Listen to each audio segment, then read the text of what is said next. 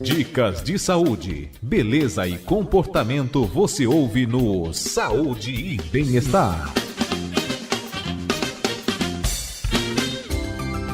Hoje o assunto é diabetes aqui no programa. Pois é um dos males mais comuns no Brasil. Só no país são 14 milhões de portadores desta doença. O inimigo é silencioso e, por conta disso, muitas vezes fatal.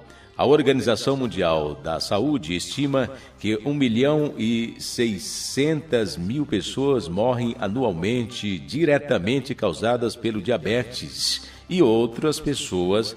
Isso corresponde a 2.200.000 na conta da glicose descompensada. Quem vai falar sobre este assunto aqui no programa é o endocrinologista do Hospital Moriá. É o Dr. Malibranche Carneiro da Cunha Neto. Doutor, bom dia.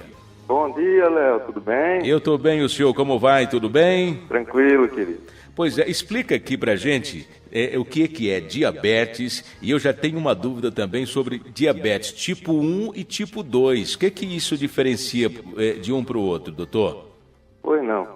Diabetes é uma doença metabólica causada por um aumento da glicemia no sangue. A glicose sobe no sangue, ou porque falta insulina, que é o caso do diabetes tipo 1, você tem uma agressão imunológica contra o pâncreas, ou porque a insulina não consegue funcionar muito bem, que a gente chama de resistência à insulina, Sim. Que é o diabetes tipo 2. Esse diabetes tipo 1 é o diabetes mais comum na infanto-juvenil, a faixa infanto-juvenil, e o diabetes tipo 2 é o mais comum e acontece 80% em pessoas obesas, em pessoas acima do peso, que fazem com que o defeito do pâncreas e o defeito da ação da insulina apareçam como uma glicose alta no sangue.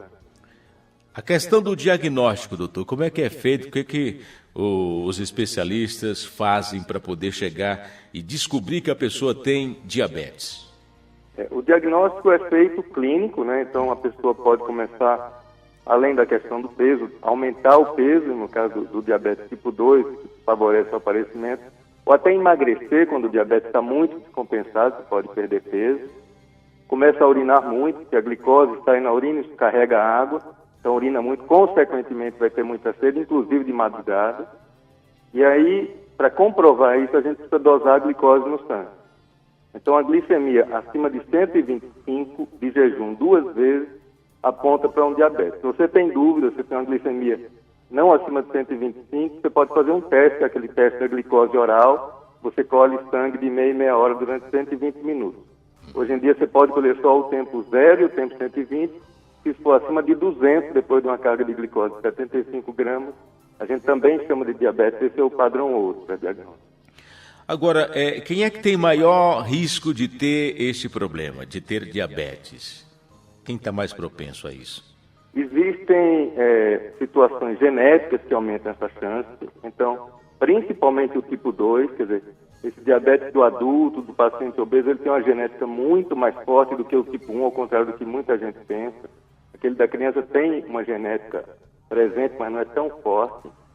E também as questões ambientais, as questões de peso, de dieta, de sono, exercício físico. Quem não tem essas coisas equilibradas no seu dia a dia tem uma propensão maior a desenvolver o diabetes. Tá certo. Nós temos nós falamos aqui para as pessoas participarem também, tirando dúvidas, perguntando para o doutor Malibranche, e nós temos já uma pergunta que chegou pelo WhatsApp. Eu peço para o senhor ouvir aqui a pergunta da nossa ouvinte, doutor. Doutor Mário, bom dia. Bom dia. O que fazer uma pessoa que tem diabetes e acorda de madrugada passando mal, sua pressão está alta, 18/9, a diabetes 50, como proceder? E vira e mexe, o meu marido dá esses mal-estar à noite. E eu fico desesperada sem saber o que fazer. É muito comum você ter diabetes associado à hipertensão arterial. São coisas que a gente chama de pacote do mal, né? Quer dizer, existe uma mensagem genética para algumas pessoas, isso não é raro, de terem vários problemas genéticos, de gordura no sangue, diabetes, aumento de peso, hipertensão, Isso a gente chama de síndrome metabólica. Então não é raro a pessoa ter hipertensão, como seu marido, e ter diabetes também. A hipoglicemia, que é a queda do açúcar no sangue, normalmente não é uma expressão espontânea do diabetes. Quase sempre é causado por algum medicamento. Então é possível ela aparecer espontaneamente, mas tem que ver se seu marido não está tomando algum remédio que esteja fazendo cair essa glicose no sangue. Alguns tipos de medicamentos fazem mais cair a glicose do que outros. Então, às vezes, a gente tem que trocar esse medicamento que ele está utilizando. E a hipertensão noturna, ela também está muito vinculada ao distúrbio do sono. É importante ver se seu marido tem um sono normal ou não. Se ele ronca, se ele tem apneia, se ele tem insônia, se ele tem movimento de membros. E isso pode levar à hipertensão noturna, se essa hipertensão é mais comum. Pois é, e respondendo aí a pergunta da nossa ouvinte, Naí, não foi o Paulinho que perguntou, Naí de Poá, o senhor também praticamente respondeu aqui a dúvida do Roberto do Imirim, onde ele perguntava se diabetes influencia na pressão arterial. Pelo que o doutor falou, realmente tem a ver, tanto que é conhecido como pacote do mal, né, doutor? O senhor falou. É isso mesmo. Agora, e as principais complicações do diabetes, por exemplo, o senhor falou da pressão arterial, o que pode provocar outras doenças também, afetar em outras situações, doutor? Hoje em dia a gente fala muito em fatores de risco para as pessoas, né? Uma pessoa que tem colesterol alto, colesterol ruim alto é um fator de risco, o diabetes é um fator de risco, a hipertensão é um fator de risco. Só que quando elas aparecem juntas, elas não se somam, muitas vezes elas se multiplicam. É muito importante no diabético combater os outros fatores de risco, como eu já falei, hipertensão, aumento de gordura no sangue, obesidade, sedentarismo, apneia do sono, de maneira muito mais eficaz até do que numa pessoa não diabética, porque uma coisa aumenta muito o efeito nocivo da outra. Entendi. E assim, trabalhar com a prevenção, como é que se pode prevenir a questão do diabetes? O que pode ser feito? O que a gente faz para prevenir diabetes hoje é o que a gente faz para todo mundo, só que de uma maneira mais exigente, vamos dizer assim. Sim. Hoje em dia, no consultório, eu falo para os meus pacientes, eu não vou te perguntar se você come um pouco mais de gordura, ou de sal, ou de açúcar, se você tiver 4 coisas importantes, que é pese bem, durma bem, faça exercício gostando e olhe suas taxas. A glicemia é uma dessas taxas, mas a gente tem que olhar todas com muito detalhe e otimizar isso para cada pessoa. Então, por exemplo, uma pessoa pode ter um colesterol ideal para ela de 230, 240. Uma outra vai ter um colesterol ideal de 140, porque ela já tem um infarto prévio, já tem um problema de saúde cardiovascular prévio que exige que os níveis de colesterol sejam mais baixos. Pois é, uma vez detectado com diabetes, aí vem a questão do tratamento. Como que esse tratamento é? Tem que ter aquele que tem que tomar insulina todos os dias, ou existe outro tratamento hoje em dia, doutor? Existem muitos tratamentos para o diabetes, é uma conversa bem longa, mas assim, só para vocês terem uma ideia, o diabetes ele pode ter o tipo 1 e o tipo 2 que eu já falei, você pode ter um diabetes secundário, quer dizer, você tem uma outra doença que leve ao diabetes. Você trata outra doença e o diabetes desaparece. Sim. Por exemplo, você pode ter um tumor na hipófise que produz muito hormônio que faz produzir cortisona no corpo, você opera o tumor da hipófise, você cura o diabetes dessa pessoa. Alguém que também tome corticoide pode aparecer com diabetes, no dia que não precise mais o diabetes desapareça, e assim por diante. Então você pode tratar o diabetes tratando a causa dele, mas isso é raro. O mais comum é você ter o tipo 1 ou o tipo 2. O tipo 1, geralmente, o paciente precisa de insulina, precisa de uma monitorização muito estrita, muito bem feita.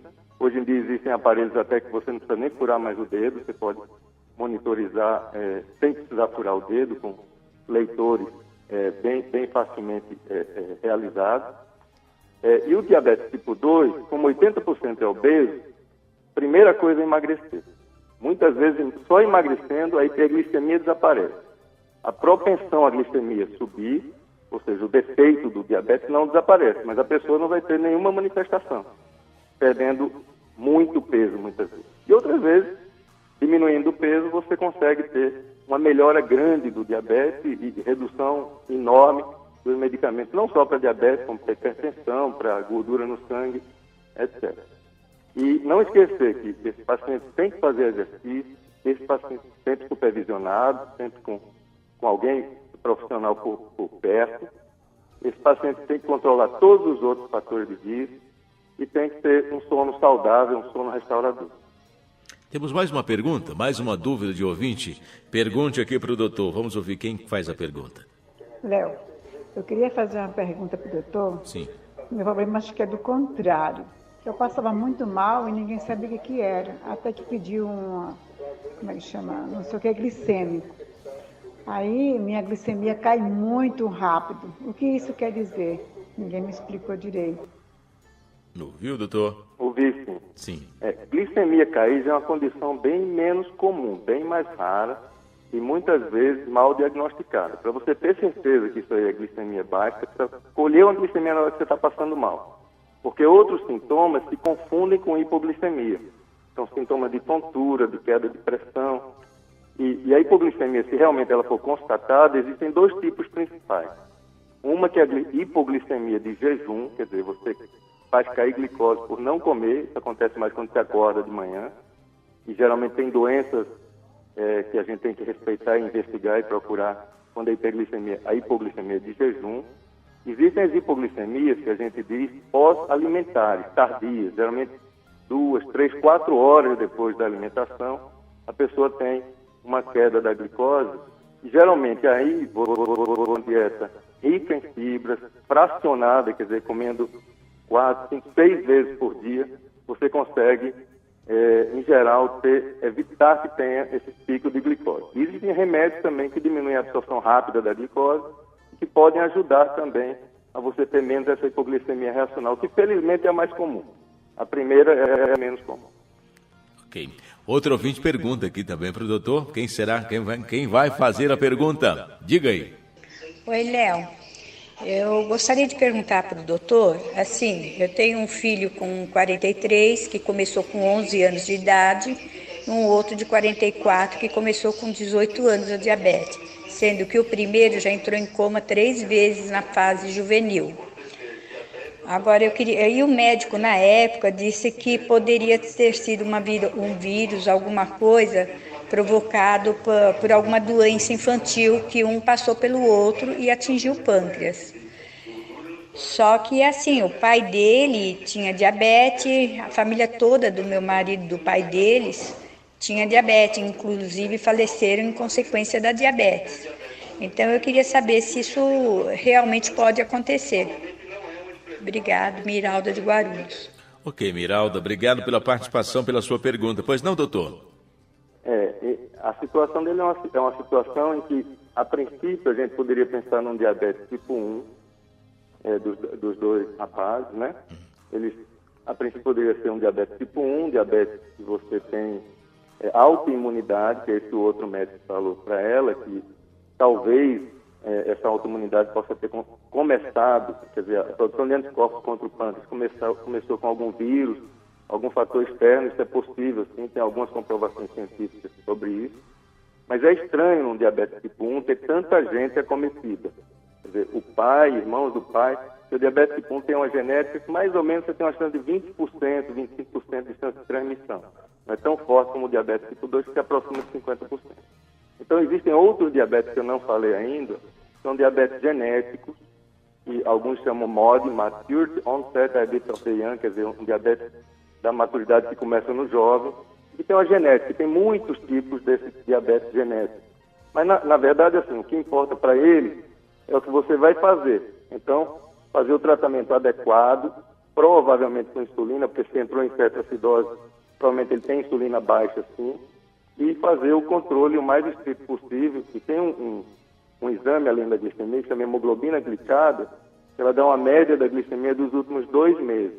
E essa hemoglobina glicada, ela tem obrigatoriamente que ser abaixo de 7 para algumas escolas e 6,5 para outras. Se você tiver uma hemoglobina glicada abaixo de 7 ou 6,5, você vai ter menos complicações crônicas na retina, nos rins, nos problemas que o diabetes pode trazer a longo prazo, em nervos, em vasos, etc.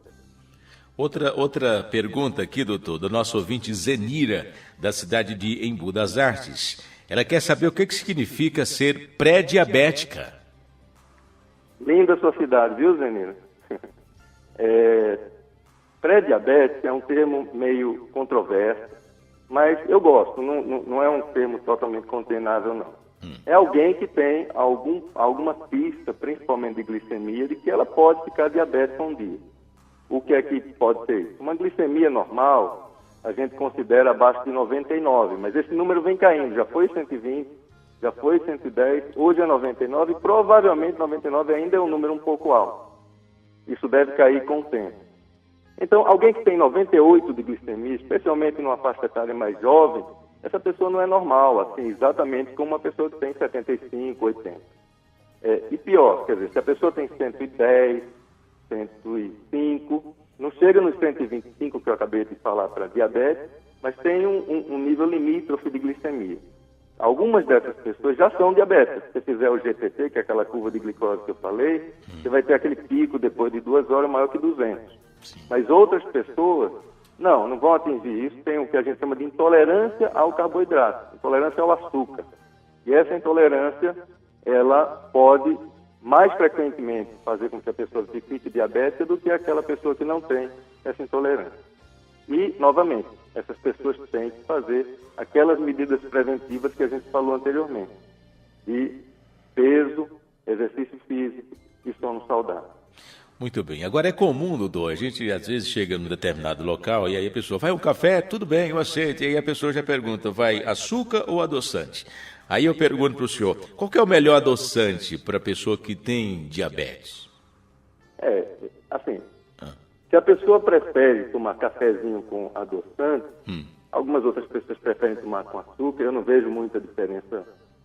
Se a pessoa tem todos aqueles pré-requisitos que eu já falei, de peso, de exercício, de vida saudável, mas se a pessoa vai usar o adoçante, os adoçantes à base de ciclamato e sacarina, hoje em dia a gente tem que evitar um pouco. E a alta dose, principalmente ciclamato, tem relação com alguns tipos de câncer, de bexiga em rato, etc.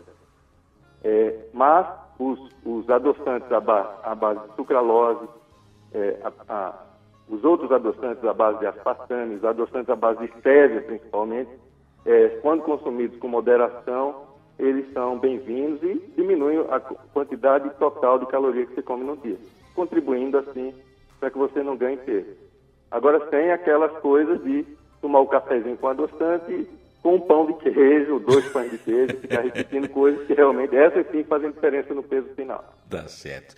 Só para a gente finalizar, mito e verdade sobre diabetes. Pessoas que têm diabetes não podem comer doces ou chocolate.